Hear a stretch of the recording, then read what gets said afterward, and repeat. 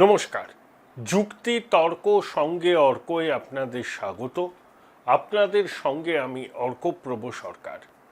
করোনার সময় যখন সারা বিশ্ব কার্যত গৃহবন্দী, লকডাউন চলছে, তখন কিন্তু আমাদের প্রাক্তন মন্ত্রী, যাকে ইডি গ্রেপ্তার করেছে 11ই মে রাত 9টা নাগাদ, তার পরিবারের মালিকানাধীন রেস্তোরাঁর অ্যাকাউন্টে কোটি কোটি টাকা জমা পড়েছে। সময়টা মনে রাখবেন, 2020 সালের 23শে মার্চ থেকে লকডাউন চালু হয়। তারপরে লকডাউন, ওটা কিন্তু করোনার প্রভাব তো 1-1.5 বছর ছিল।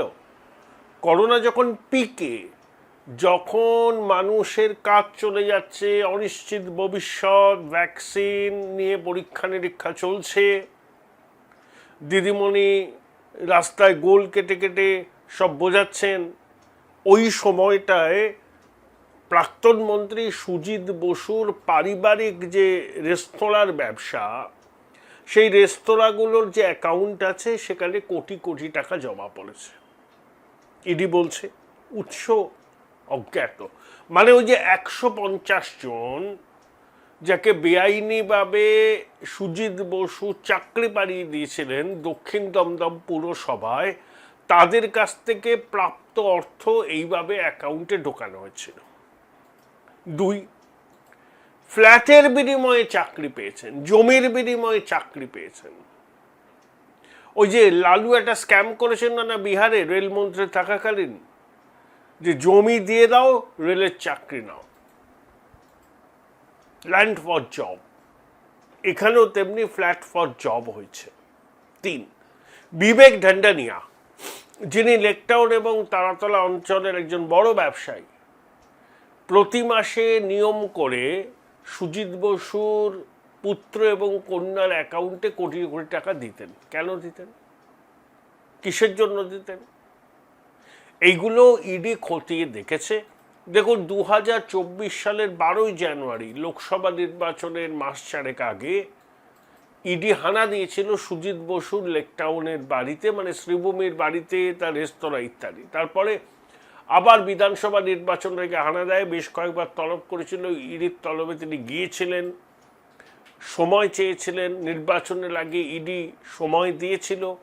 তারপর নির্বাচনের পর দেখা করার কথা বলে। প্রথমে তার পুত্র সমুদ্র গুহ আইনজীবীকে নিয়ে গিয়েছিলেন, সমুদ্র বসু। তারপর সুজিত বসু সমুদ্র বসুকে নিয়ে যাওয়ার পর সুজিত বসু গ্রেপ্তার হন। এখন প্রশ্ন হলো, এতটা দেরি হলো কেন? আসলে আদালত গ্রাহ্য তথ্য প্রমাণ দরকার। ইডি অবশেষে সেই আদালত গ্রাহ্য তথ্য প্রমাণটি খুঁজে পেয়েছে। তার প্রেক্ষিতে সুজিত বসুকে গ্রেপ্তার করা হয়েছে। আপনাদের স্বনির্বন্ধ অনুরোধ, চ্যানেল সাবস্ক্রাইব করবেন, থ্যাঙ্কস বাটনে ক্লিক করতে ভুলবেন না। আসলে সুজিত বসুর সময়টা খুব খারাপ যাচ্ছে। 30,000-এর বেশি ভোটে তিনি হেরেছেন বিধাননগরে ডক্টর শারদ মুখোপাধ্যায় বিজেপির প্রার্থীর কাছে। তারপর লাগাতার তাকে ইডি তলব করেছে, শেষ পর্যন্ত ইডি তাকে গ্রেপ্তার করলো। এখন প্রশ্ন, এই যে পুরনিয়োগ দুর্নীতির হদিশ কী করে পাওয়া গেছিল? অয়নশীল সল্টলেকের এফডি ব্লকে তার দপ্তর ছিল। স্কুল শিক্ষক অশিক্ষক নিয়োগ নিয়ে যে দুর্নীতির তদন্ত হচ্ছিল, সেই তদন্তে অয়নশীলের অফিসে সিবিআই এবং ইডি হানা দেয়, তল্লাশি হয়। সেখান থেকে এই পুরনিয়োগ দুর্নীতির বিষয়টা সামনে আসে। রাজ্যের অনেকগুলো পুরসভা এভাবে বেআইনি নিয়োগ হয়েছে এবং সেই মোট নিয়োগের সংখ্যা প্রায় 1,500।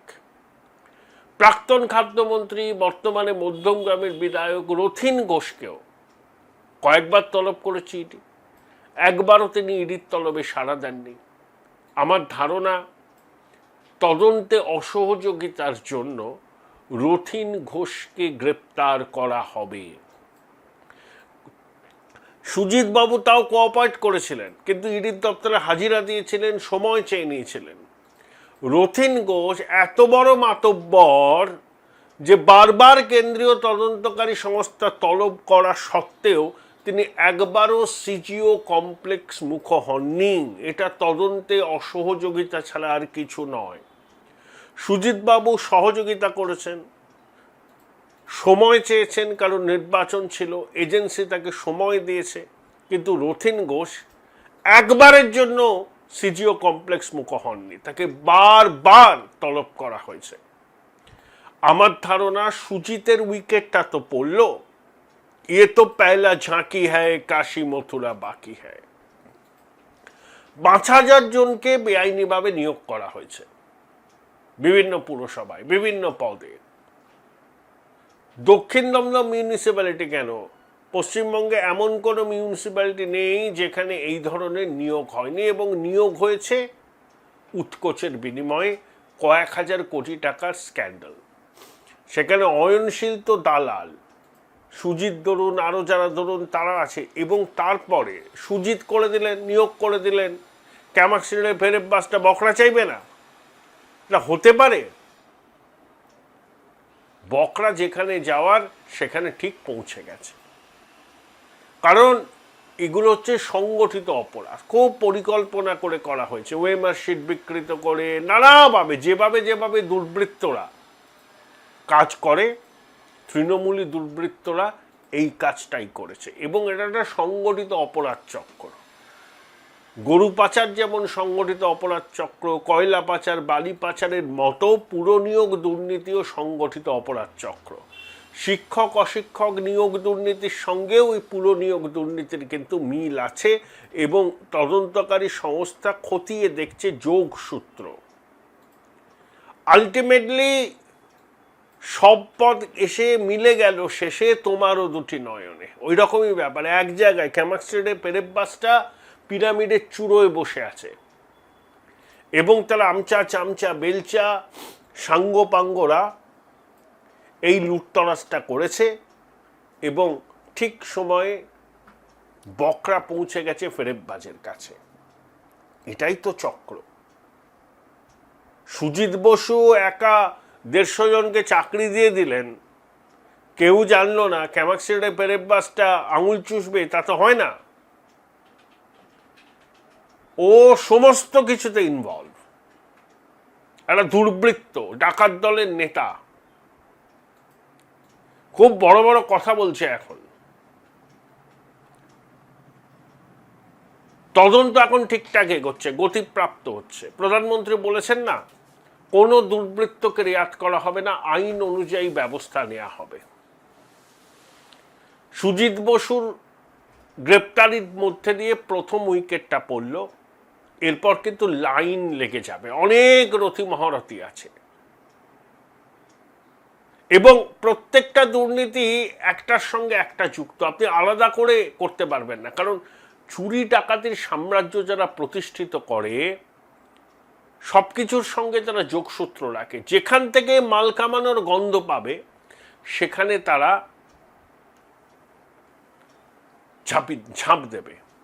ইল গটেন ওয়েলথ কি সাংঘাতিক পরিমাণে তৃণমূলের নেতাদের কাছে টাকা আছে, ভাবা যায় না। আরে সুজিত বোস তো মন্ত্রী ছিল, ভাইস চেয়ারম্যান ছিল, রথীন ঘোষ মন্ত্রী ছিল, একটা ব্লক সভাপতি বা একটা কুচো নেতা, ১৫ বছরে যে মাল কামিয়েছে, ইল গটেন ওয়েলথ, সীমা পরিসীমা নেই।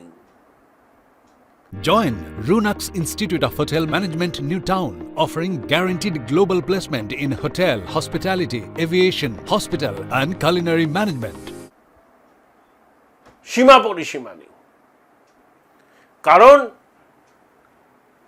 প্রথম ৩-৪ বছর যা হয়েছিল ১৬ সালের পর থেকে ফেরেব বাসটার মঞ্চে আগমন, আস্তে আস্তে তার সাম্রাজ্য বিস্তারের চেষ্টা, এবং ১৯ সালের পর আইপ্যাককে নিয়ে এসে প্যারালাল অ্যাডমিনিস্ট্রেশন চালু করা, সঞ্জয় গান্ধীর মতো সংবিধান বহির্ভূত ক্ষমতা ভোগ করা, এগুলো তো এই যুবাটি করেছে এতদিন ধরে। লালচুল কানেদুল যারা এই যুবার সঙ্গে ছিল, তারা দেদার মাল কামিয়েছে। যেমন উত্তর ২৪ পরগনায় একটা ভাইপো আছে, খোকাবাবুর খুব আদরের, উত্তর ২৪ পরগনার ভাইপো, আগে এক মন্ত্রীর পিএ ছিল, তারপরে কংগ্রেসে গেছিল, তারপরে তোলামূলে ফিরে আগে ও MIC হয়েছে, 4-4বার বিদেশ ভ্রমণ করে বছরে, টাকা পায় কোথায়? কাউন্সিলররা কাতারের বিশ্বকাপ ফাইনাল দেখতে চলে গিয়েছিল, টাকা পায় কোথায়? কি তাদের টাকার উৎস? স্কোয়ার ফিট থেকে একটা লোক টাকা তুলতো, তবে দলের সাথে গন্ডগোল হওয়ায় কিছুদিন চুপ করেছিল, আবার ভোটের ফলাফল বেরোনোর আগে আবার বকবক বকবক করছিল, এখন মরিয়া হয়ে আছে কিভাবে বিজেপিতে ঢোকা যায়, যার নামই স্কোয়ার ফুট সেন। সব রত্ন, এগুলো নবরত্ন সভা। সুজিত সেই নবরত্ন সভার একজন বড় সভাসদ, কিন্তু যিনি সভাটা সাজিয়েছেন সেই ফেরেববাজটাই হচ্ছে আসল অপরাধী, নাটের গুরু, সব ষড়যন্ত্রের মূল চক্রী। বাংলার যুবক যুবতীদের ভবিষ্যৎ নিয়ে ছিনেমিনে খেলেছে এরা। যে পাপ করেছে এর কোনো ক্ষমা হয় না। আমি নতুন সরকারের কাছে অনুরোধ করব, দৃষ্টান্তমূলক পদক্ষেপ নিন এই চোর ডাকাতদের বিরুদ্ধে। বাংলার মানুষকে একটা বার্তা দেওয়া প্রয়োজন যে জিরো টলারেন্স আপনাদের করাপশনের বিষয়ে। That has to B ensured at any cost. এটাই বাংলার মানুষের দাবি। আশা করব সেই দাবি পূরণের ক্ষেত্রে আপনারা যত্নবান হবেন। বোলপুর শহরের কোলাহল থেকে মাত্র 20 মিনিট দূরেই রয়েছে সুন্দর রিসর্ট, যেখানে পেয়ে যাবে স্পেশিয়াস আর এস্থেটিক্যালি ডিজাইন রুম। তোমরা যারা গ্রুপে যাও তাদের জন্য আছে কমফোর্টেবল গ্রুপ স্টে অপশন, আর কাপলদের জন্য রয়েছে লাক্সারিয়াস সুইট রুম, তার উপর আবার ফ্ল্যাট 10% অফ। এখানে প্রকৃতির মাঝে তোমরা পেয়ে যাবে একটা সুন্দর সুইমিং পুল, ছোটদের জন্য প্লে এরিয়া আর একটা এস্থেটিক সেলফি কর্নার। প্রপার্টিটা পুরোটাই পেট ফ্রেন্ডলি, আর এখানে আছে অনেক কিউট ছোট ছোট র্যাবিটস। সকালের ব্রেকফাস্ট থেকে ডিনার পর্যন্ত পেয়ে যাবে একদম হোমলি কমফর্ট ফুড, যা এক কথায় অসাধারণ। বেঙ্গলি কুইজাইনের সাথে সাথে পেয়ে যাবে চাইনিজ আর নর্থ ইন্ডিয়ান অপশন। বিকেলে বনফায়ারের আলো, বন্ধুদের সাথে আড্ডা আর খোলা আকাশের নিচে গ্রাম বাংলার হাওয়া, পুরোটাই এক অপরূপ অনুভব। তাহলে বলো তোমরা কবে প্ল্যান করছো এই পিসফুল এসকেপটা? And don't forget to follow Miss Cupcake for more such travel updates.